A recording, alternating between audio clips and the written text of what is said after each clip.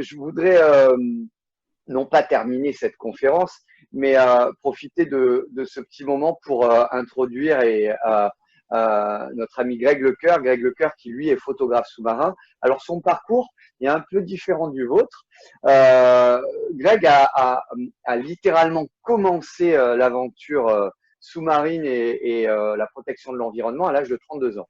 C'est un photographe niçois à 32 ans, passionné de plongée. Une fois son certificat d'instructeur de plongée dans sa poche, il quitte sa vie confortable, vend sa compagnie qu'il avait lui-même créée d'ailleurs, et décolle pour réaliser son rêve.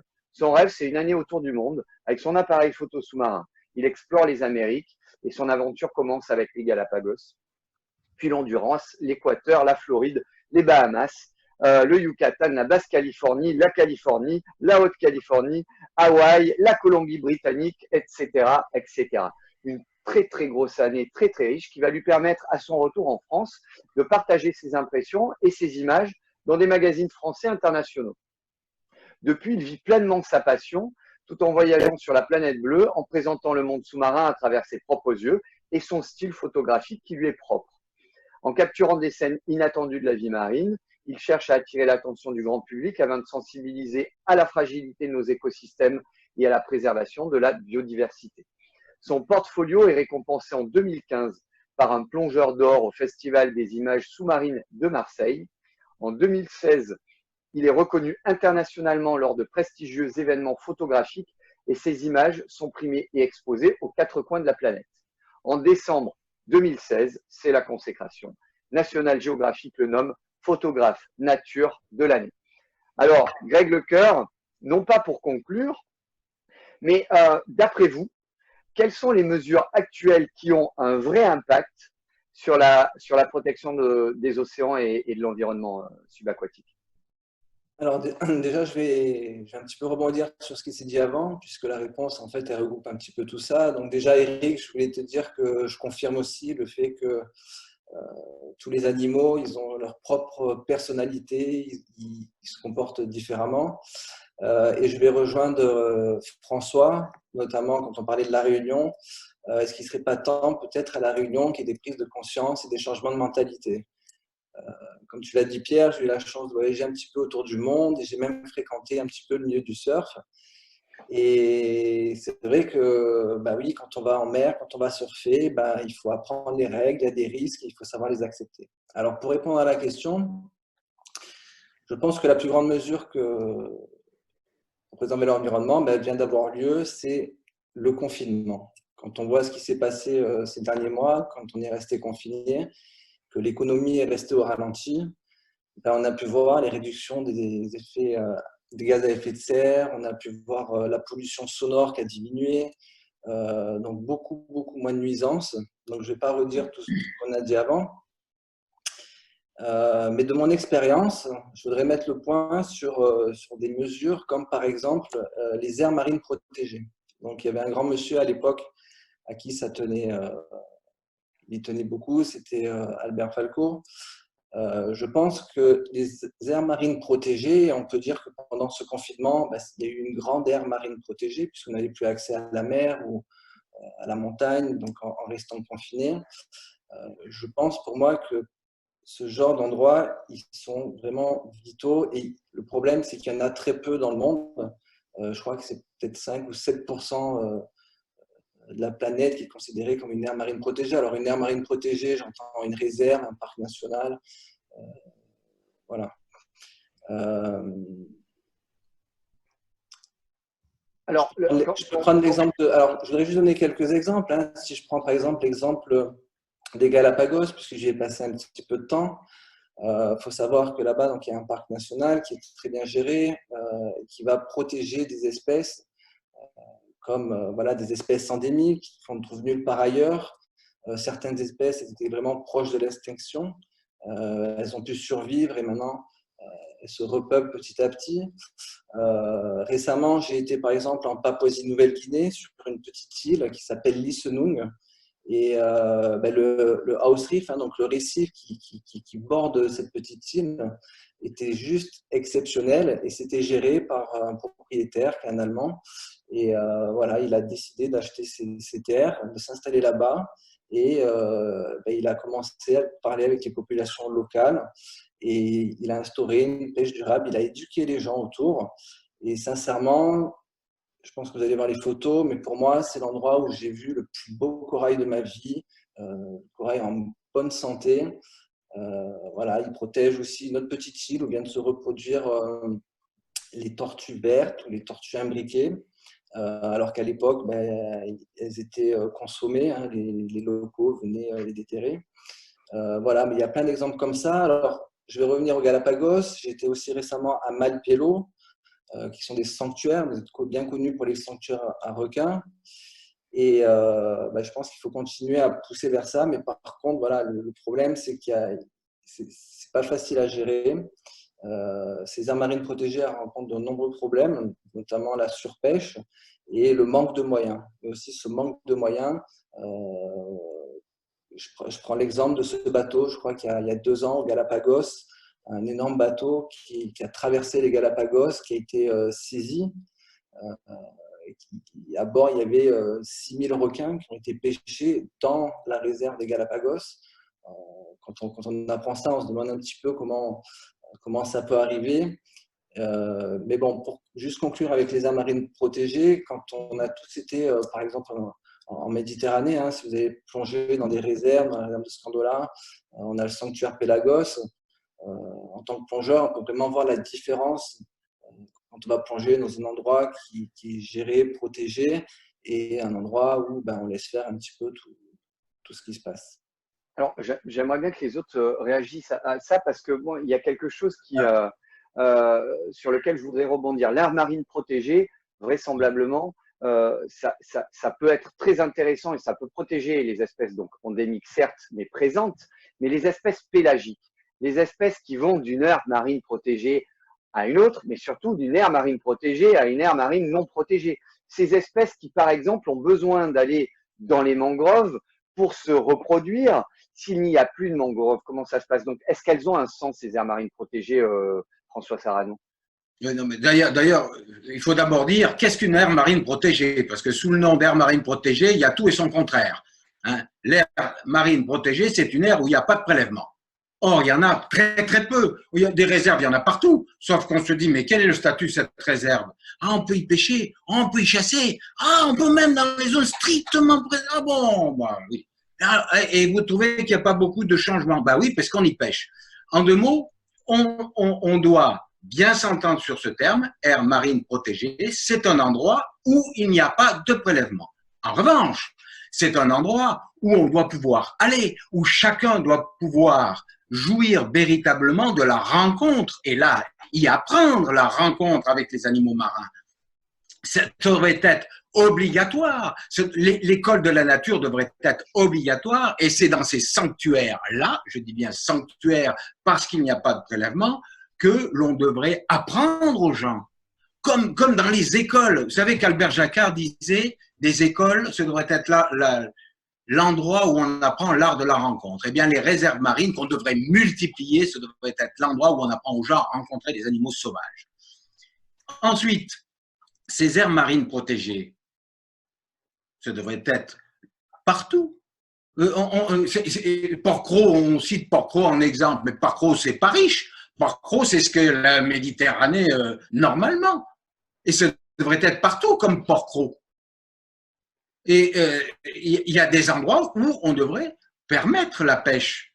C'est ça la différence. Aujourd'hui, on est en train de garder quelques bocaux en réserve. Ça n'a pas de sens. Ça n'a pas de sens. Donc, déjà, sur ces zones-là, dans lesquelles un certain nombre de poissons qui migrent peu peuvent se retrouver, et après ça, comme le fait très bien Sandra Bessudo en essayant avec Malpelo, Coiba, Coco et les Galapagos et puis Clipperton de faire un corridor, de demander aux gens de ne pas pêcher dans ces corridors parce que les requins y migrent, eh bien essayer de faire prendre conscience que seule la coopération internationale permettra de résoudre ce problème de la haute mer. Et entre parenthèses, aujourd'hui même, il y a eu une saisie de 32 tonnes. 32 tonnes d'ailerons de requins à Hong Kong. Ils venaient de l'Équateur. révolte, Eric Luard?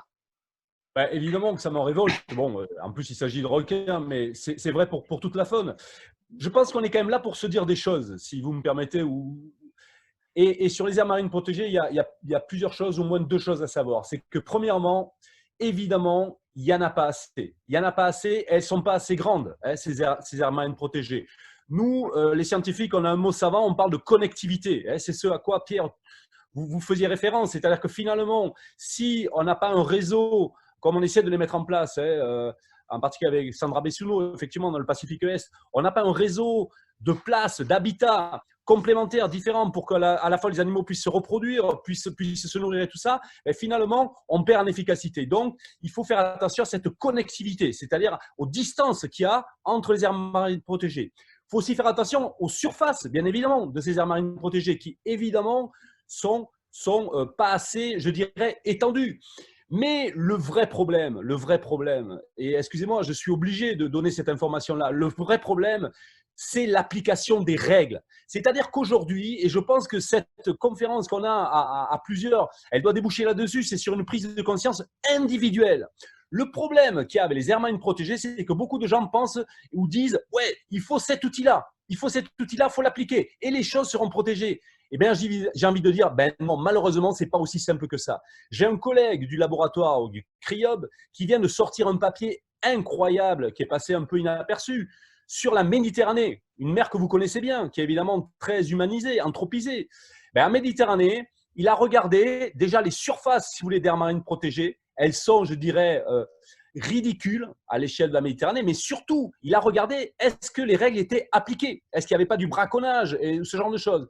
Eh bien, malheureusement, aujourd'hui, le papier montre qu'il y a, écoutez bien, 0,2% de la Méditerranée aujourd'hui qui est réellement, je ne dis pas sur le papier, réellement protégée. Et c'est là qu'il est aussi le vrai problème. Alors moi, je ne dis pas abandonnons les aires marines protégées. Je suis le premier à me battre pour les…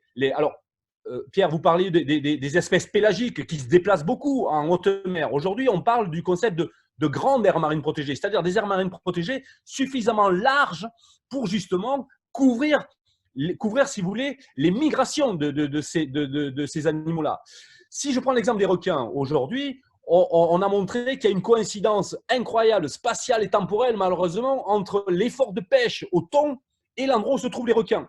Donc, on peut dire d'un côté, et c'est là qu'il y a une part d'hypocrisie, ok, on veut protéger les requins, on n'a pas le droit de les pêcher, mais si on continue à pêcher à des endroits où ils sont, avec des calmars dont se nourrissent autant le thon que le requin, mais qu'est-ce qui va se passer? On le sait ce qui va se passer, on va continuer à attraper des requins. Vous voyez ce que je veux dire? C'est-à-dire qu'il y a des outils, mais il y a de l'hypocrisie. Et à mon sens, tout passe par la responsabilisation individuelle. Qu'est-ce que moi, en tant qu'individu, je fais pour respecter, pour me battre et faire en sorte qu'autour de moi, les gens respectent et se battent aussi. Oui, mais là, je peux rebondir là-dessus, justement sur les effets d'annonce, qui souvent sont, comme dit Eric, contre-productifs. On va dire, on voit souvent dans les médias, voilà, on a protégé X milliers de kilomètres carrés, on l'a mis en réserve. Et le problème, quels sont les moyens mis en œuvre pour surveiller ces 10 000 kilomètres carrés? On n'en a pas. Également, une chose très, très pratique qu'on peut changer dans notre comportement quotidien, on voit tous ces labels de pêche durable et tout ça. Mais si on va vraiment gratter l'information sur ces labels, on va se rendre compte qu'en fait, c'est de l'escroquerie. Donc, on a accès à énormément d'informations, on nous donne beaucoup d'informations qui ont tendance un peu à nous rassurer, on nous dit « Oh, ben, il y a plein d'aires marines protégées, il y a des organisations de certification pour la pêche, tout va bien, on n'a pas besoin de faire notre part du chose puisque tout est déjà fait. » Non, c'est exactement le contraire. Il faut aller vérifier l'information et se responsabiliser individuellement. C'est la seule chose qui nous permettra de démanteler ça. Mais voilà, il faut vraiment se méfier des effets d'annonce et aller voir l'information pertinente parce qu'on est bombardé d'informations et des vraies informations pertinentes, il y en a très très peu. Là, je souhaite dire qu'on revient exactement à ce qu'on a dit au début.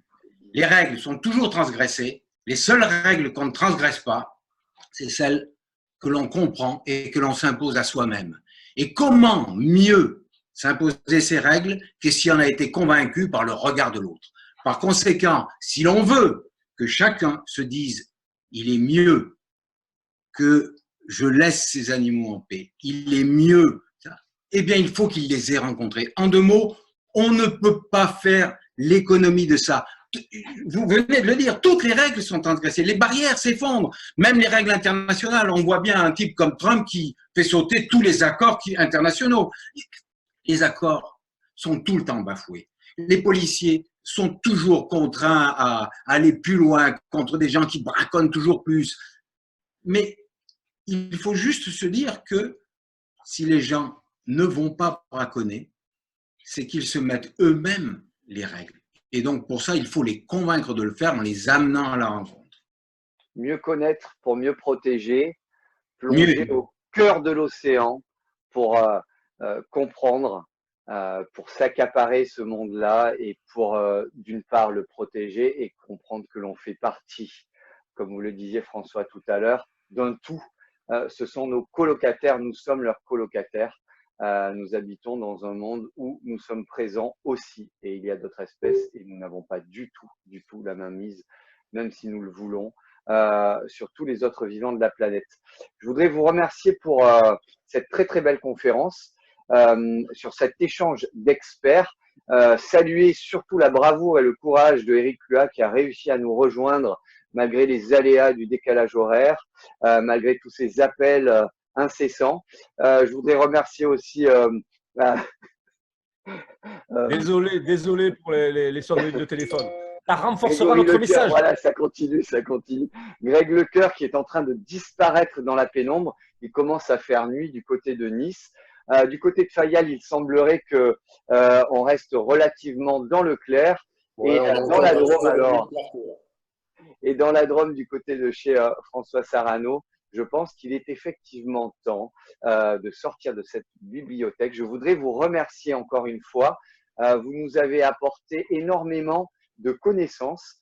Et moi, ce que je retiendrai surtout ce soir, François Sarano, c'est cette nécessité de guider les autres dans ce milieu si particulier, de façon à mieux le connaître pour mieux le protéger.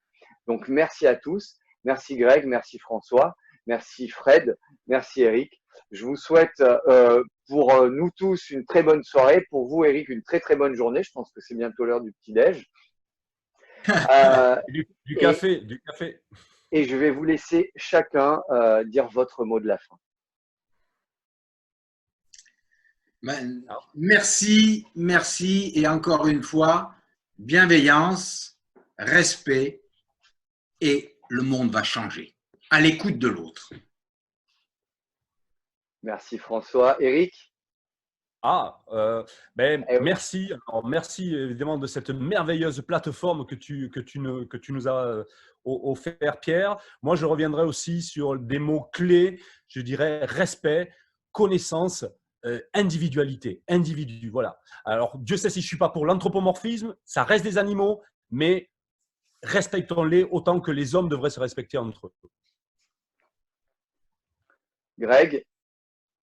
Écoute Pierre, déjà merci beaucoup à toi pour ton implication, pour ce que tu fais. C'est vous qui avez parlé. Hein. Et en fait, je vais finir. Moi, je pense que si on veut que les choses évoluent, les choses changent, en fait, ça passe par des prises de conscience et le changement des modes de consommation de chacun. Voilà. On ne se rend pas compte, mais dans nos modes de consommation de tous les jours, ça a des impacts sur l'environnement. Et pour moi, ça passe par des petits gestes au quotidien de chacun si on veut vraiment faire quelque chose pour améliorer nos conditions de vie. Et oui, rejoindre l'idée de Eric sur l'individualité.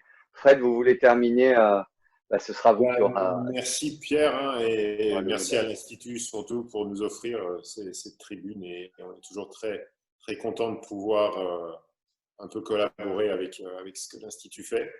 Bon, moi, je reviendrai, tout simplement, il faut continuer la remise en question, que ce soit au niveau personnel ou civilisationnel, et surtout que ce moment de pandémie en soit pas tellement grave, mais nous a mis vraiment le doigt sur nos problèmes. Mais il faut quand même rester positif là-dedans, il ne faut pas tout plomber. Il y a plein de choses qui sont bien. Donc voilà, moi je dirais continuer la remise en question au continuer dans ces voies. Merci à vous. Merci de parcourir le monde et les océans. N'ayez pas peur de le faire. Ramener des images, sensibiliser les gens, montrer aux gens ce qu'est le monde sous-marin. François Sarano, votre aventure en famille avec les cachalots est sublime. Elle est magnifique. Ce rapport entre l'animal et l'humain est tellement nécessaire. Éric Cluat, votre combat pour protéger les requins en réussissant à identifier le coupable pour qu'il n'y ait pas à un moment de vagues de tuerie, justement, que l'on individualise vraiment la problématique. Grégory, Fred, vous êtes de ceux qui ramenez ce fabuleuses images et qui donnent envie aux gens d'aller à la mer.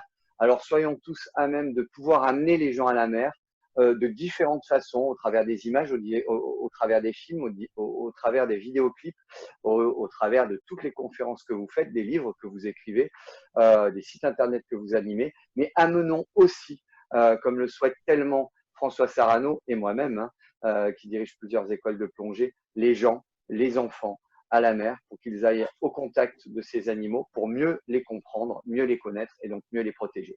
Merci encore. Très, très bonne soirée à tous. Très bonne journée, Eric. L'Institut océanographique vous remercie énormément. Je suis très, très fier d'avoir fait partie de cette plateforme et j'ai hâte d'animer la prochaine. Merci encore. Bonsoir. À bientôt, les amis.